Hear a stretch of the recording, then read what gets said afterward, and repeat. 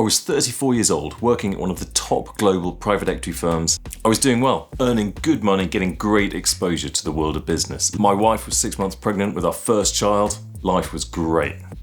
So that's when I decided to quit.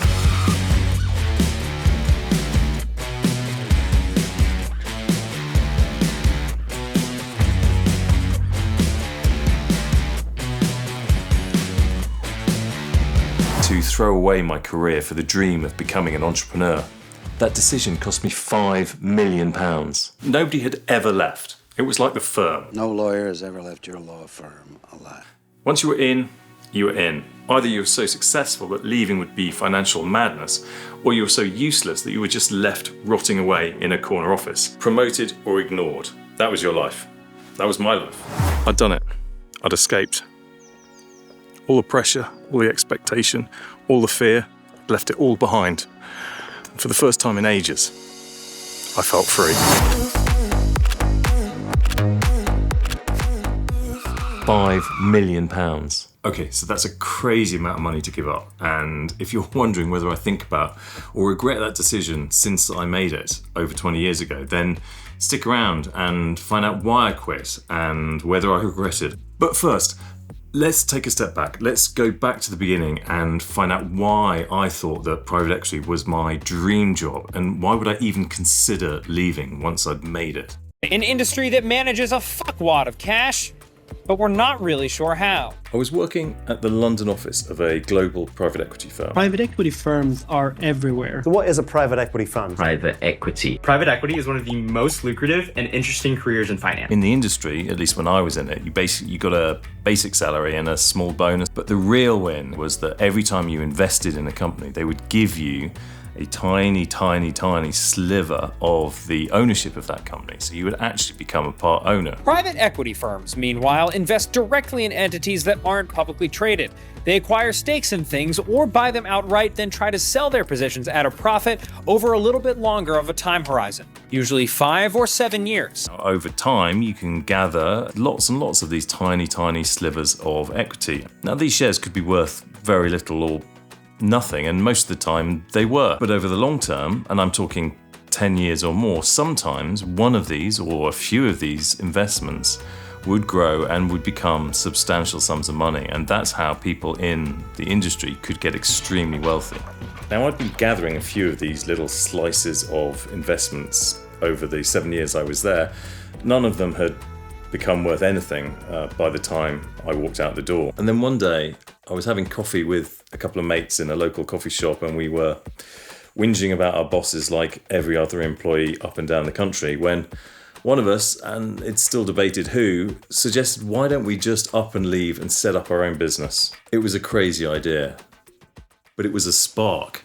I mean, we forgot about it. We headed back to our offices and went back to doing our day job. But I couldn't stop thinking about that idea. It got into my brain and it wouldn't get out. I mean, could we really do it? Could we set up our own business? At the back of my mind, I'd always wanted to be an entrepreneur. I'm not even sure why, but I was a shit employee, hated following the rules, hated my bosses. Could we start something from scratch? God, I don't know, but it was an idea. The problem was, like a lot of you out there, no doubt, I'd ended up at a really good firm, being paid really well at a really good time in history to be where I was. Why would I be stupid enough to leave and throw that all away? You see, to start a private equity firm, you need money. You need a big pot of money. You basically invest other people's money. And I'm not talking about having a little pot of rainy day savings here or there. To start even a small UK-based business, we'd need £100 million. That's serious cash. And where the hell would 3 young, ambitious, foolish, relatively inexperienced professionals, where would we get that kind of money? This wasn't an idea I could start in my bedroom with a laptop and a bit of coding knowledge. No, the business I wanted to start with 2 of my mates required serious startup capital. So we sat around small tables in coffee shops around London and we planned our business, the business we wanted to build. The culture, the team, the people we needed, the skills we needed, and of course, the reasons why we thought we'd be successful. And we poured all of this into one pitch deck. a 30-page booklet that would help define our lives. And then the cold calling started, and the travelling. We would meet anyone, anywhere at the drop of a hat. We were so keen to make this succeed. We once flew to Tokyo for less than 24 hours for 2 meetings. Both investors said no. But we did have some luck too. One of our earliest meetings was with a very wealthy individual who had a great reputation. And for some reason, he saw something in us that no one else up to that point had seen. And despite his years of wisdom and investment knowledge, he decided to back our ramshackle team of 3. And it wasn't a small commitment. He agreed to invest £50 million in our fund. I mean, wow, right? To this day, it blows my mind. I mean, after that, we had a shot. We had a chance. Up to that, it was just an idea. But now, we had a shot. Someone believed in us. Someone thought we could do this, other than, friends, family, my mother. Someone serious, someone credible thought we could make it. When we walked out that meeting, and he'd just said yes, it was one of the greatest days of my life. Now, there was, of course, a catch. He's not completely stupid. He would give us that money, he would give us that £50 million to get our business going, but only if we could get other money alongside his. So if we could get to 150 million, so another £100 million, then he would give us his 50. But if we fell short, if we got to 145, all bets were off. We had no business. The problem was, we'd had quite a few meetings up till then, and he was the only one who'd said yes. How the hell were we going to get another £100 million? But slowly, very slowly, the fund size started to creep up. We got some yeses. People started to believe and get on board. £100 million we hit. Unbelievable. A huge milestone for us. But it didn't really matter. Unless we hit that 150 barrier, all the yeses would just fall away. Then the optimism started to fade away. We hit a bad patch. Nobody would say yes. We just got no after no after no. Airplane, airport, meeting, no. And we started to get irritated with each other. We were spending so long with each other, more than we were with anyone else on the planet, our families, our friends, and that starts to get tough. Little mistakes in meetings were argued about, little habits were starting to get on each other's nerves. I mean, we were becoming like an old 3-way married couple. 3-way married couple? What the hell is that?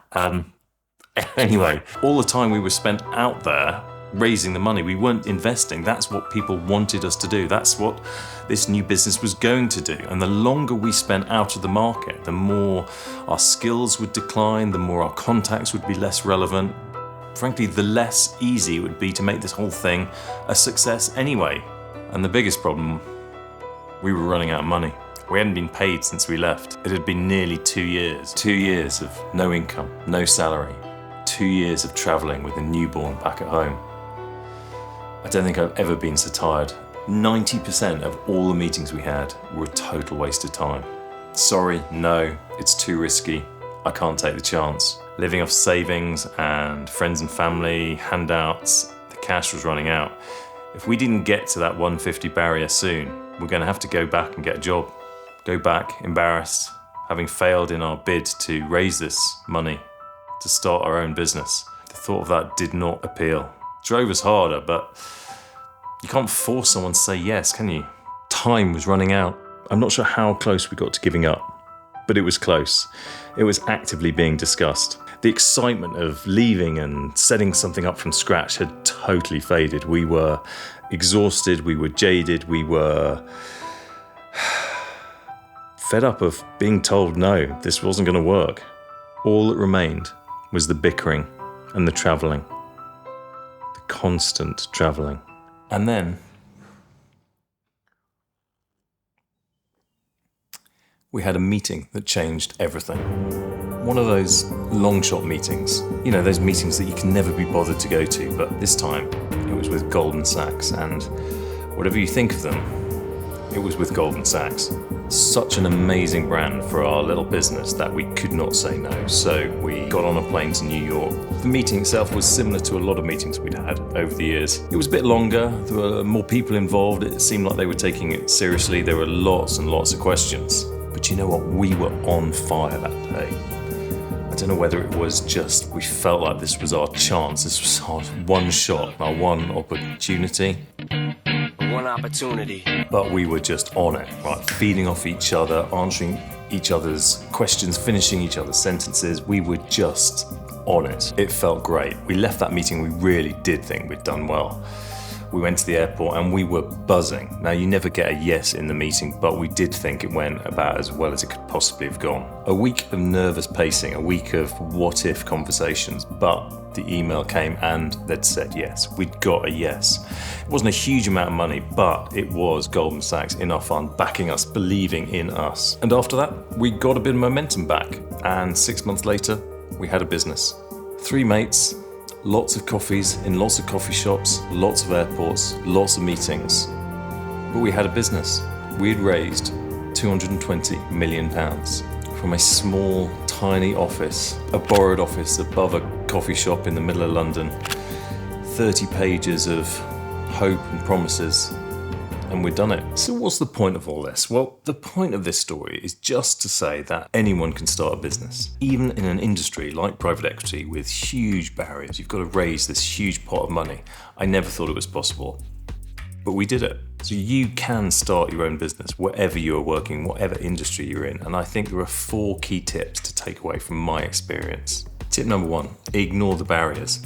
Is there a way that you can take your skill set and turn it into a company?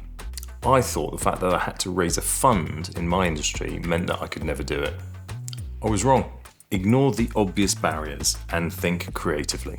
Tip number 2, networking and collaboration. We used our contacts and our youthful enthusiasm to get help in the industry, to get help from lawyers, to get help from advisors. These are people who maybe wouldn't normally help somebody quite so small, but they wanted us to succeed. Our youthful enthusiasm got us the help that we needed to get this business off the ground. We were trying to do something that nobody in our industry had ever done before, and people wanted to see this succeed. We really leveraged that. Tip number 3. Adaptability and resilience.